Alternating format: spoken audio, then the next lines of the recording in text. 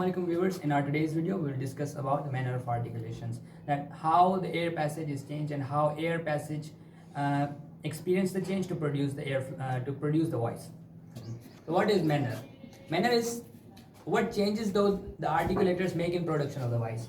In our previous video, we had discussed that voice is the result of disturbance or the resistance in the airflow.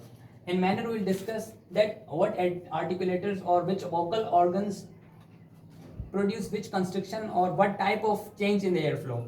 So the first manner is plosive. It is also known as a stop.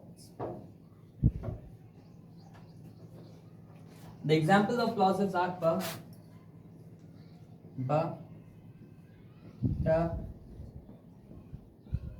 da, ka and ga. Now plosive is produced in 4 stages. Number 1 is closure phase.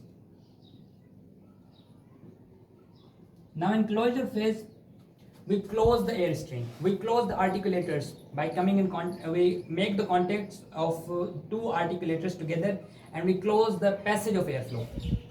For example, when we produce the sound pa, we close the air passage with the help of both our lips. For example, when you say pa, now we hold both our lips together. We close the airflow. Now in second phase, now in this stage, we close the mouth passage or air passage.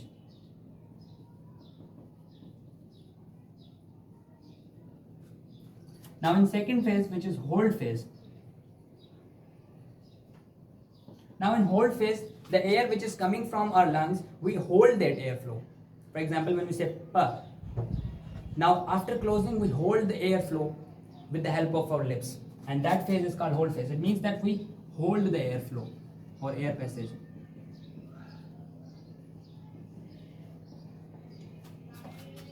Now in third phase, which is release phase. In release phase, what we do is we release the airflow at once. Suddenly when we release the airflow, it is the burst out of air. The air thrushes out of our lips or out of our vocal organs, and that is known as the release phase. It means that the air passage is released at once. Now in final stage, which is post-release phase. Now in post-release phase, what happens is the articulators that were playing their part in production of the plosive sound, they come back at their normal position, and the voiceless sounds or some of the sounds which are voiceless, they produce aspiration, while the voice sound, they do not produce aspiration. For example, pa, ta and ka sound, they will aspire. For example, when we will say pa sound, now after the release, we will experience some ha type sound, like there is small breathy sound, and that is the aspiration. While in voice sound, we do not experience any kind of aspiration or breathy sound. The second manner is fricatives.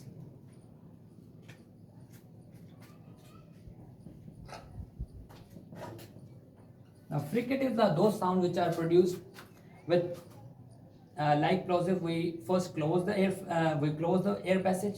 For example, there is the example of sound of fricative like f, v, sa, za. Now what happens is, well, first of all we close the airflow, but after closing the airflow, we experience some type of hissing sound is produced. F, f. Some vibrative hissing sound is produced with a small little air passage. This is what fricative manner is. Because in fricative manner, first of all we close the air passage and then we release the airflow with hissing sound. Now third manner is affricates. Now affricates are also called as they are the composition or they are the blended method of plosive and fricatives, because they have both the characteristics of plosive and fricatives, and they contain only two sounds, which are ch sound and j sound. Now, in ch sound, we experience that we start the sound with the position of t, and this is how we produce t sound. But when we release the air passage, we release the air passage with the manner which we experience in fricative sound sh. So this is what affricates are, because in affricates we found both the properties of plosives and affricates and fricatives. We start the sound with plosives, is plosives. For example, when we produce the fricatives affricate sound, we experience that the sound when it is started, we experience that it is started like plosive, but when it is released, it takes the characteristics of fricatives.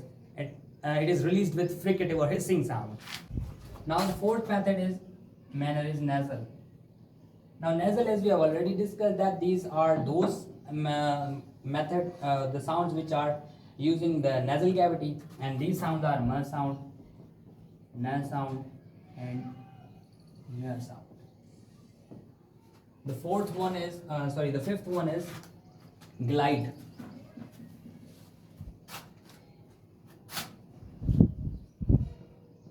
And in glide, both the articulators, they do not actually touch or they come in physically contact, but they come close to each other and then move back to their original position.